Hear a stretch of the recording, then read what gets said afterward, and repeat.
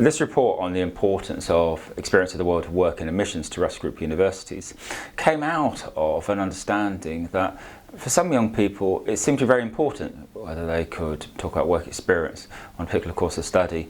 For others less so, and we really wanted to try and make sense of that, and we did so by desktop research, which is we kind of sat at our computers and we googled the admissions requirements for, and in this case we chose the then 20 Russell Group universities, these are the most selective universities, the ones which are hardest to get into, and we looked across 6 courses. We looked across medicine, dentistry, veterinary science, and then economics, business, management is one area, but also law and engineering. And our question was, did any of these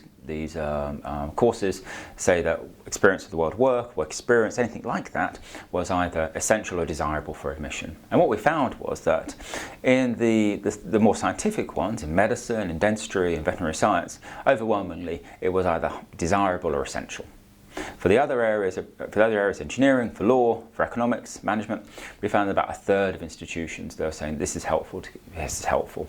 And it kind of struck us as kind of authors to this piece. This is something which perhaps is not well known in the state sector. From previous work we've done, we know that in the private schools they're very aware of this, and they make sure that their young people have very relevant experience with applying for courses which are very hard to get into. In the state sector, not so much, where work experience has historically been at pre-16, and you could see the advantages of doing post-16 work experience, particularly in year 12, thinking about admissions later on.